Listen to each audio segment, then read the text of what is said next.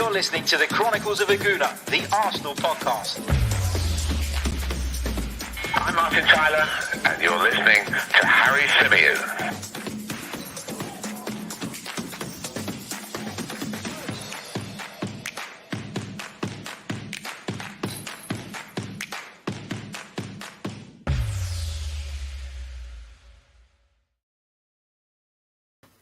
Hello and welcome back to the Chronicles of a Gooner, the Arsenal podcast, brought to you by 90 Min.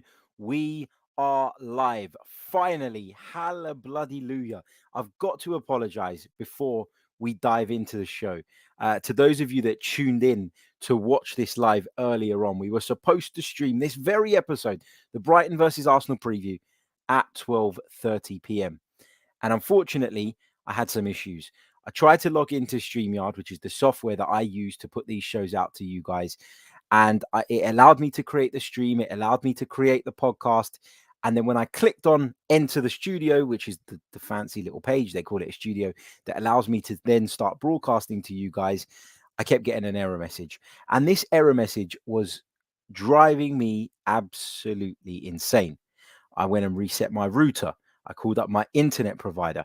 I contacted everybody and anybody. I contacted StreamYard, who told me that there was an issue at the back end after me wasting about an hour and a half of messing around. And they told me that there was an issue on their side and that it would be resolved at some point today. Now, I was actually sitting down.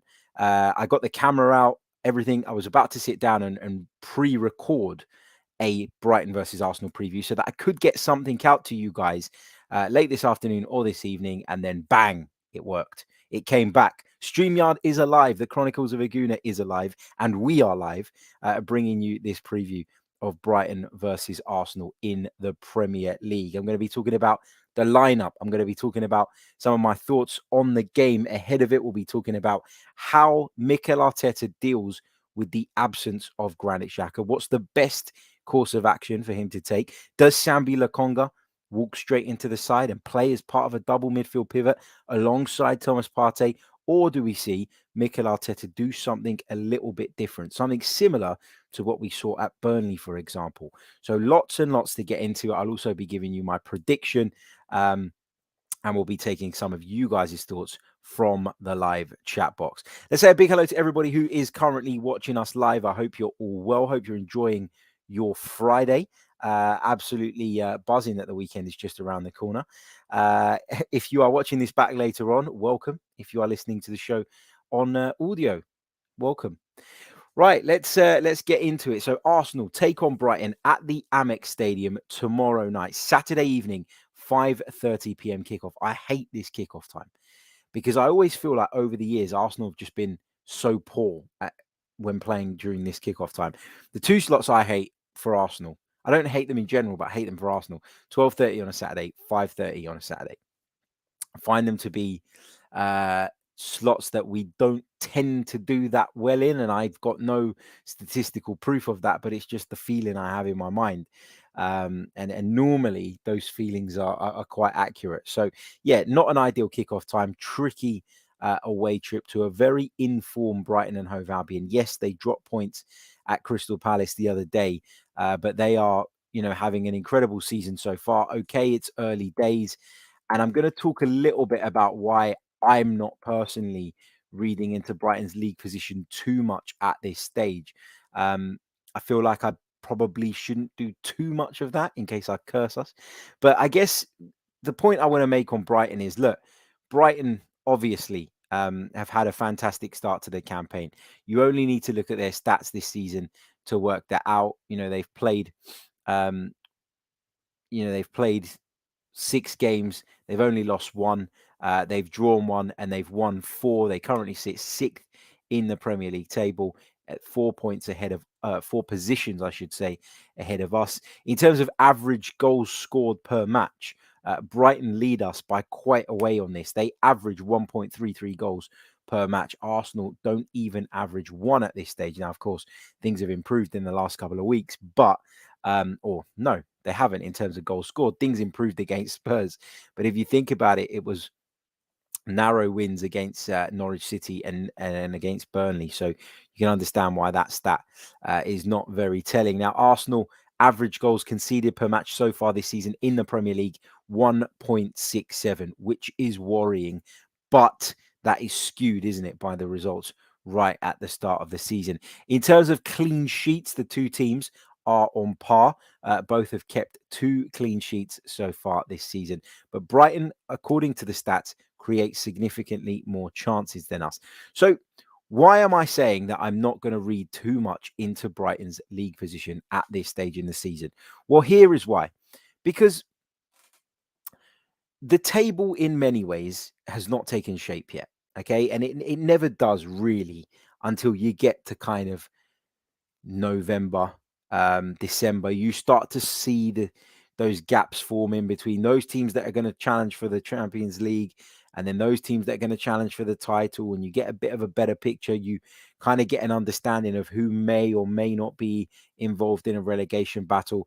And although we do see certain elements of that on show right now, like the top 4, for example, I do think that you shouldn't really read into the table all that much. I mean, you look at Arsenal now. Our position is probably a fair reflection of our season so far. It's a true reflection of our season so far because we lost 3 and we won 3, so it's evened out. So where do we find ourselves? Slap bang in the middle of the table.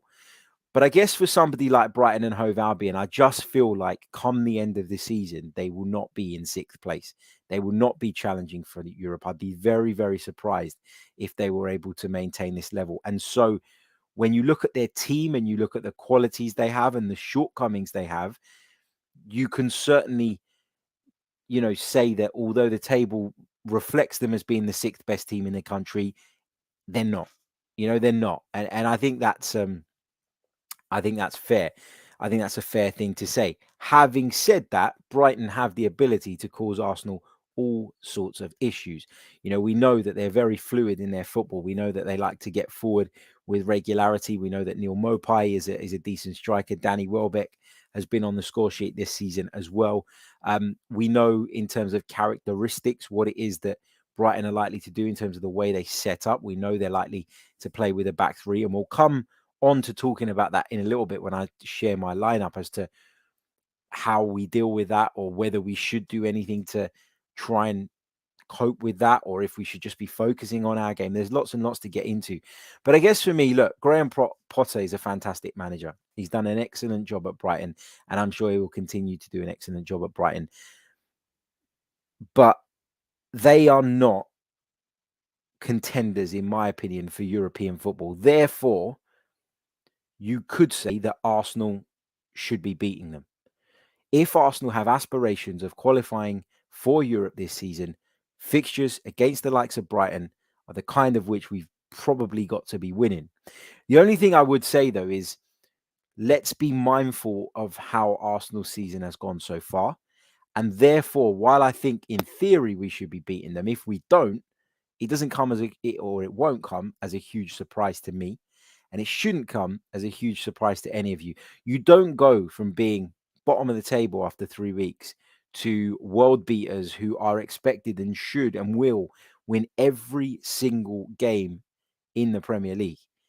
There's a long way to go before Arsenal get to where they want to be. There's no, just because Arsenal beat Spurs, Burnley and Norwich doesn't mean that Arsenal are the finished article. It doesn't mean that all the issues have disappeared, that all the problems have been wiped away. But equally, just because we lost the first 3 games didn't mean we were the worst team in the world. So I'm a very big believer in taking a step back and looking at a wider sample in order to make your judgments on a football team and whether or not it is they are, progressing or not. So do I expect Arsenal to win tomorrow? I think it's a game that we have to be aiming to win. And I don't think there is room for any other message. It's got to be a game that Arsenal go out and try to win. But equally, if Arsenal were to come away from the Amex with a point, and therefore they would have taken 10 points from an available 12 over the last 4 games, I think that you have to say that that's pretty good. And again, I go back to that point of you don't go from being so bad to so good that you're expected to win every single match and take maximum points all the time. So it's about tempering that expectation. You know, if Arsenal do win at Brighton and then go and beat Crystal Palace and then go and beat Aston Villa, all of a sudden you're looking at a different Arsenal side, and then the levels of expectation can rise accordingly. But we're just not quite there yet. And so 10 points from those 4 games, if you'd have offered that to me at the start of that run, I'd have bitten your arm off. So I would take that. I wouldn't be thrilled by it. Obviously, I want Arsenal to win, but you won't catch me unless we're really, really poor. You will not catch me on tomorrow's edition of the Chronicles of a Gooner talking about what a disgraceful result it was that we dropped 2 points at Brighton. If we get beat, different. If we play badly, different. But I guess for me, I'm going to watch the game, see how it unfolds. I've taken a lot of encouragement from what I saw in the victory over Spurs, but I'm also not deluded enough to think that that means that now we're going to go and win everywhere we go. Does that make sense? Hope so. Let's say a few hellos in the chat box because there are plenty of you in here. Let's say a big hello to Syed Abdullah. Syed, I have to say a massive thank you to you because Syed put a super chat into the failed stream that we tried to do earlier on before I even went live. And unfortunately, obviously, that stream has gone. So it's not there for me to show on the screen. But I do want to say a massive, massive thank you to Syed Abdullah. And I apologize again to those who did tune in earlier and were disappointed. He says, your hard work will always be appreciated. No need to apologize. I love your channel. Love listening to you and engaging with you. Top man, Harry. Keep up the good work. Thank you, mate, for your constant support. Big hello to all our members in the chat box as well. There are plenty of you here. I can see you. If you'd like to become a member yourself, you can do so by clicking on the link in the description. If you're watching via YouTube on your computer, you can click the join button just below the video, and that will take you to our membership page. If you are listening via audio, make sure you subscribe and make sure, more importantly, that you leave us a review. Big hello to Ashish as well, who joins us from Nepal. He says, hello, Harry. Love your content all the way from Nepal. Welcome. Welcome.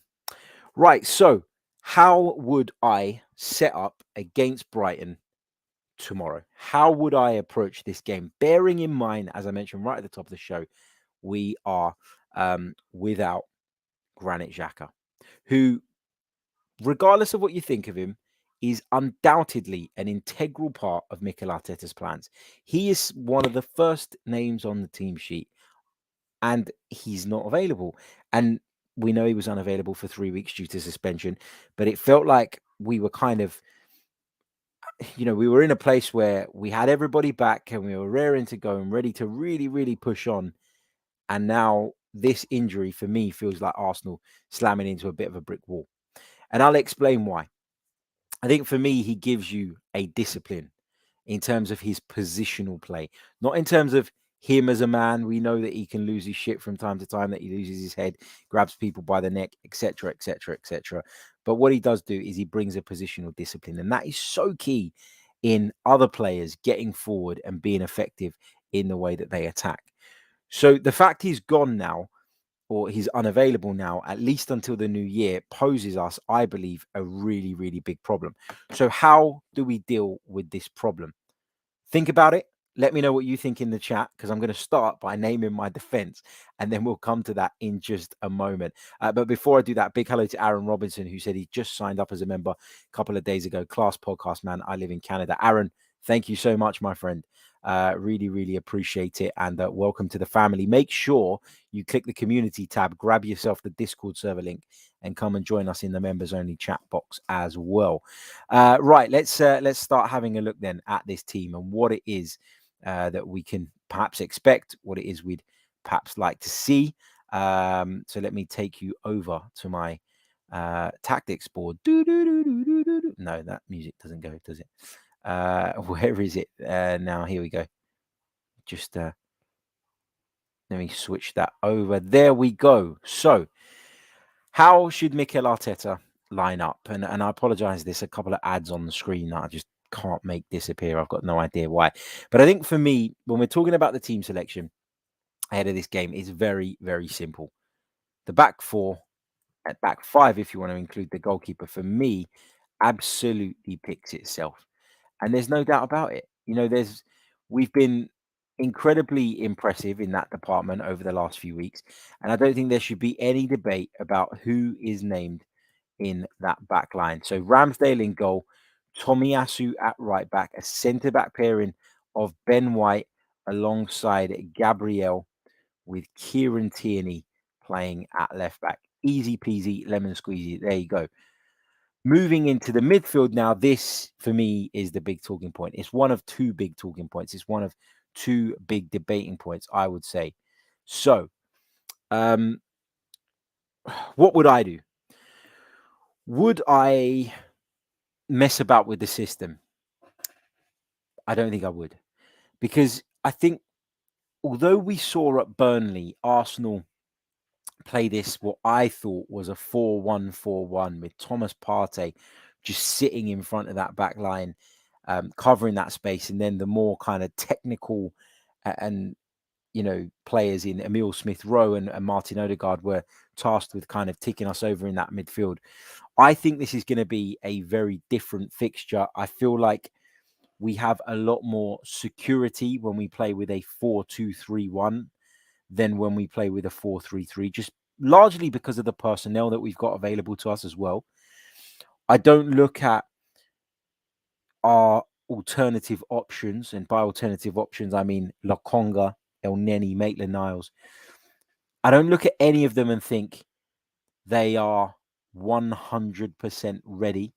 They are 100% good enough at this stage to play in the centre of midfield for Arsenal week in, week out and deliver what is expected of them.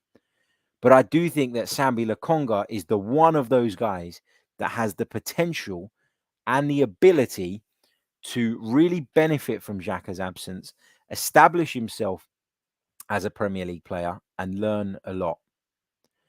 So I'm going to go with the decision. And again, it's not up to me, so don't blame Mikel Arteta for what I'm saying.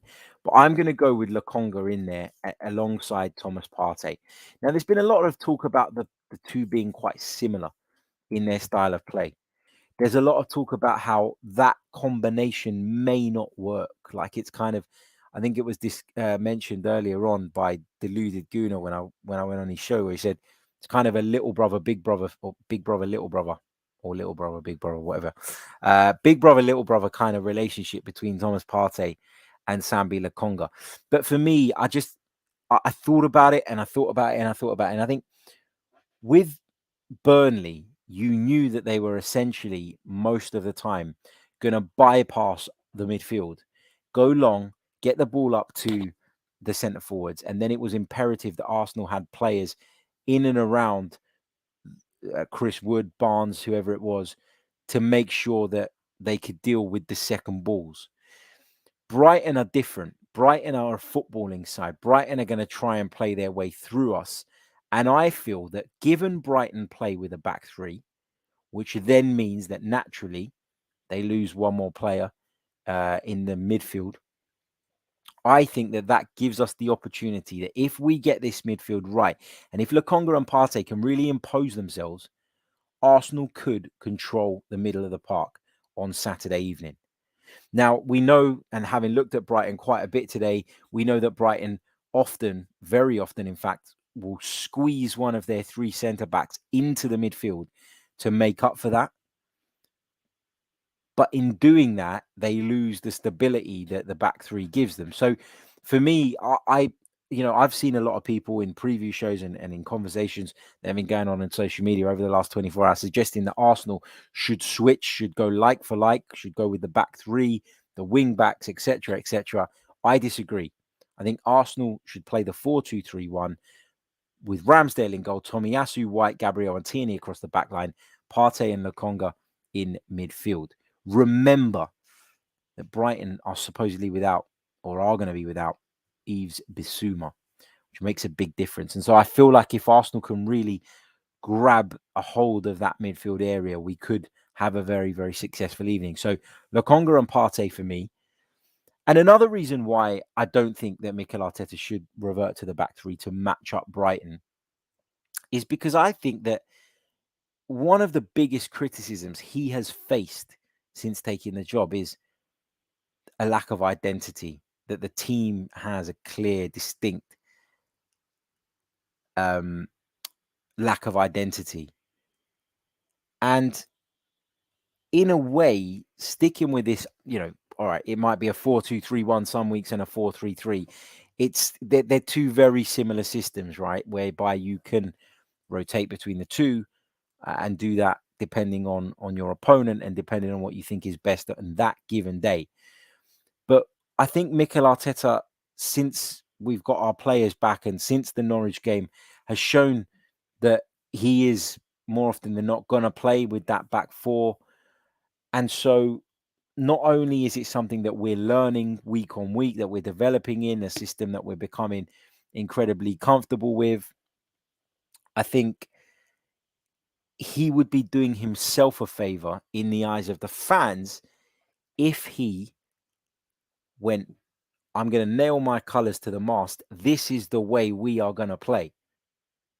Because even when things don't always go right, even when things are, stuttering along, bumping along that bumpy road, if that's what you want to call it, you do feel as though I don't know, I feel more understanding, more willing to give somebody time if I can see what they're trying to do. And if he was to then go to the game tomorrow against Brighton, having reverted back to the 4-man defense and then gone, actually, I'm going to play a back three again, I would be like, well, what are you doing? There are certain games where you're probably quite justified in doing something as drastic. I felt like he should have done that against Chelsea earlier on in the season, and he didn't do that. So that was a kind of game where you do it. But for me, this is not a game. Brighton are not so good. They've been good this season, and I'm sure they will have a very good season by their standards. But they are not so good that you should be abandoning your approach in order to deal with and contain them. They are Brighton. And I don't mean that to sound disrespectfully, because if they beat us tomorrow, people are going to say that I underestimated them. I'm absolutely not doing that. I just feel like Mikel Arteta is at a point now where he was under immense pressure. He still is under immense pressure in the eyes of a lot of the fans. He needs to start showing something. And one of the things that I believe would help him is if he was to start to show a bit of an identity and a bit of a kind of philosophy moving forward. So that's how I see it. But moving a little bit further forward, I think it's really easy. I think Martin Odegaard was so good against Tottenham that he needs to play. Likewise was Pierre-Emerick Aubameyang, who I expectedly delighted. And look, this is the kind of game that you feel Aubameyang would be really well suited to, because you do expect Brighton to squeeze high up the pitch, to try and control possession around about the halfway line. And Arsenal, with the pace that Aubameyang brings to the table, could look to get him into those channels in between two of the three centre halves. I think also Bukayo Saka stays in the team because he was so good, and as does Emile Smith-Rowe. Now that's really harsh on Nicolas Pepe, because Nicolas Pepe, I think, actually was quite unfortunate to be dropped from the North London derby. He was, and it worked, on that occasion. And because it worked so well, I think Mikel would be a little bit silly to kind of veer away from that or venture away from that. But Nicolas Pepe can feel quite hard done by, I would say. But look, competition is healthy. And as I've said time and time again, it was like when we signed Odegaard, people were saying, what's going to happen to Emile Smith-Rowe? When we were looking at, certain players, there's always people that say, oh, yeah, but that blocks the development of so-and-so. No, over the course of the season, all of these players will get ample opportunity to have an impact, to make something happen, to contribute to the team's success or failure. And therefore, I'm not stressing 6-7 games into the season about people being left out and what that means for their futures. You pick this team, you end up, you have good options from the bench as well. You have the likes of Lacazette, the likes of Bern Leno in goal, a very experienced goalkeeper. You've got the likes of Nuno Tavares. You can come in at left back. You've got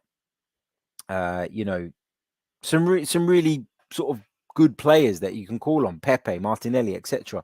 So the squad is looking in a lot better shape, and that means that there will be from week to week people that have to miss out, people that sometimes the fan base might feel deserve to play will be left on the sidelines. It's just the way it bloody is. So just to kind of run through my team one more time for those of you, especially listening on the audio, who can't see the graphic, I would go with Ramsdale in goal, back four of Tomiyasu, White, Gabriel, and Tierney. I'm going with Lokonga in midfield alongside Thomas Partey, Martin Odegaard in the 10 position with Emil Smith-Rowe from the left, Bukayo Saka from the right, and Pierre-Emerick Aubameyang through the middle. Let's take some of your questions. Let's take some of your thoughts. Get them in the chat box now. While I'm waiting for some of you guys to do that, please do hit the like button if you haven't done so already. Make sure you subscribe to the channel if you are new. We're around about 200 odd subscribers away from hitting 17k here on YouTube. And if we could get there in the month of October, I'd be absolutely delighted. So let's, please subscribe if you're new. If you want to go one further by becoming a member, you can do that as well. But please support the channel. It is very, very much appreciated. Right, let's take some of your questions, some of your thoughts from the live chat box. Can't believe there's comments saying that Inter says he'll take a loss to put Mikel Arteta back under fire, to be honest. Can't believe there's comments like that.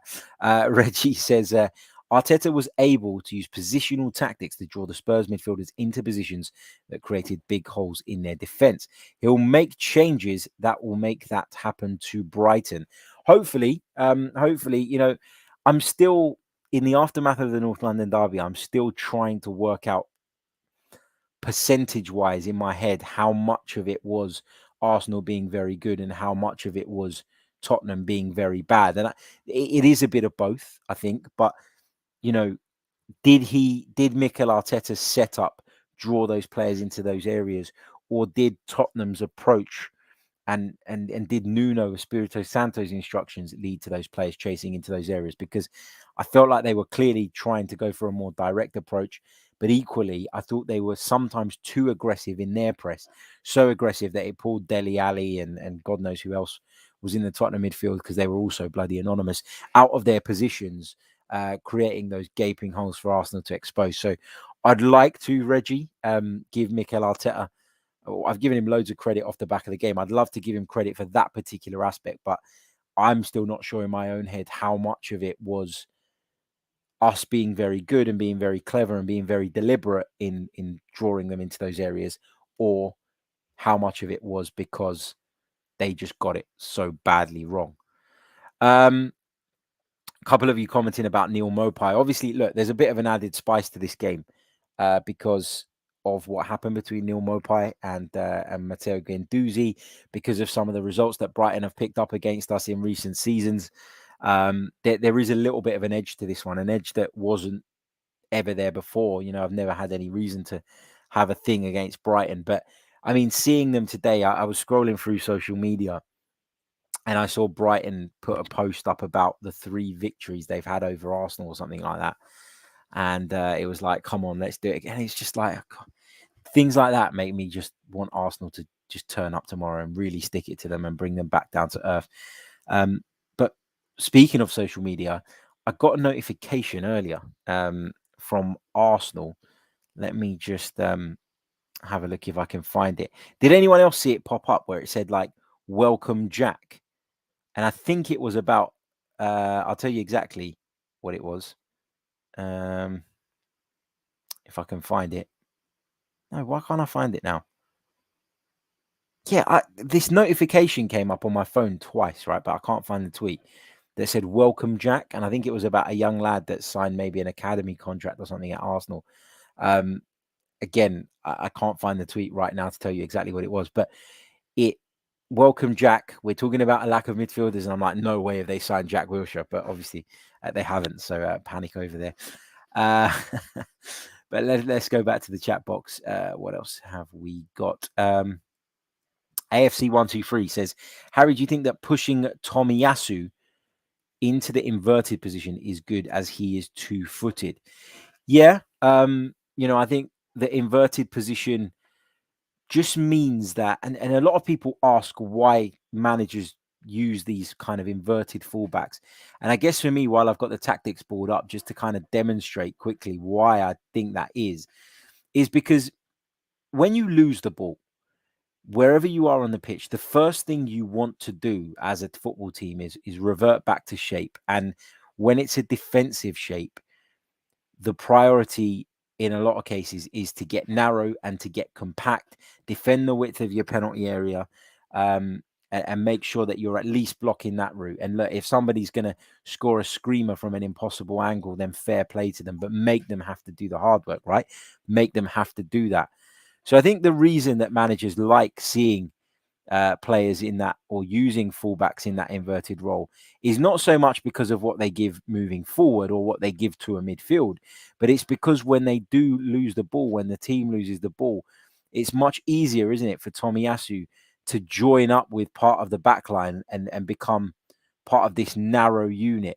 And so you're almost affording people the space in the wide areas and saying, if we have to give up something, we're going to give up that area there, because naturally it is more difficult for you to score from there, and we're going to get into defensive position and into that narrow defensive shape a lot quicker. It's more that than it is about stepping into the midfield. It's about being in a place whereby when you do lose the ball, you can quickly get back into a compact line of defense and prevent people from exposing you through the middle. So you're almost forcing people out wide by doing that, which gives the rest of your team time and opportunity to get back. So I think it's more about what it means in the transition from a defensive point of view than it is about what it means moving forward. So that's my take on it, or that's at least how I see it. Mint says, I don't expect anything other than a win. Josh Hunter says that should Tommy go into the 3 if we were going to go with it, leaving Ainsley Maitland-Niles at right wing back. So he's talking about if we were to go into a back 3, would I put Ainsley Maitland-Niles as a right wing back and put Tomiyasu? I'm not sure. I'm not sure. You know, we know he can play there. We know he's done a very, very good job over the years playing as part of a back 3. So Tomiyasu can certainly do that role. I don't know if Mikel Arteta would see it like that, if he would see as maybe Rob Holding as someone to come in. I'm not sure. But, you know, I think if you're trying to, if Arsenal do want to play that way and you're trying to name Arsenal's strongest 11, then obviously Tomiyasu feels like a better option, doesn't he, than some of the others that are available. And then maybe Maitland-Niles could come into the right wing back role, partly because I'm not sure how good Tomiyasu would be as a right wing back as well as anything else. Right, so that's my team to face Brighton and Hove Albion. So what am I going for in terms of a prediction? Thought long and hard about this, been thinking about it quite a bit today. I've been back and forth on it a few times as well, changed my mind. But I think I'm going to go with a 3-1 Arsenal win. Now, remember, I've been pretty good in my predictions. I've got 2 out of 3 in the last 3 weeks. So I'm going to go with a 3-1 to the Arsenal. I think we're going to have some joy against Brighton on the counter-attack. I really do. And I think with Saka and Aubameyang's pace, when they do push up the field, we could really, really stretch them if we transition the ball quick enough. I think Lokonga and Partey have the ability to play progressive passes from defensive midfield positions. Martin Odegaard, we know, is capable of that also.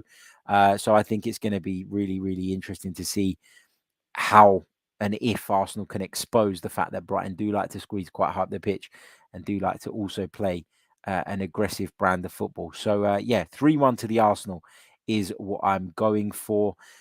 You know, I guess the final kind of point that I want to make again, and I made it at the top of the show, but I think we need to probably make it again, is when the final whistle blows at the Amex tomorrow, even if Arsenal haven't picked up all 3 points, stop, pause, think about where we were 3 weeks ago, and then think again about whether or not this was a disgrace of a result. I genuinely believe Arsenal can win this game, and I genuinely am going into it really, really optimistic. But if it doesn't work out, if we don't go and blow them off the park and we fight and we battle and we give our all and we come away with a point, I think it will be a good point. And I'll tell you what, there'll be better sides than Arsenal who will struggle at the Amex at various points this season. So that's the point I guess I want to get across just before we wrap up the show. Big thank you to everybody who has joined me today. Hope you're all well. I hope you're all going to get up to something fun on this Friday night and try and take your mind off what is going to be probably another stressful Arsenal encounter this weekend. We've only got, as I can see right now, 49 likes on the board, but there's over 175 of you watching us across the multiple platforms. So please do, if you haven't done so already, hit that like button. I'll catch you all tomorrow with some post-match reaction. Very much I don't want to say I'm very much looking forward to it, because I can only look forward to it if Arsenal win the game. But I do look forward to catching up with you guys tomorrow. So make sure you come and join me at around about 8 o'clock to round up what we saw from Brighton Arsenal at the Amex Stadium. So hopefully it's 3-1 to the Arsenal. Looking for a good performance, looking for Arsenal to continue the momentum they have built over the last few weeks. It's 4 wins on the spin in all competitions, and fingers crossed we make it 5. I'll catch you all soon. Until next time, take care of yourselves and stay safe. Come on, you Gunners.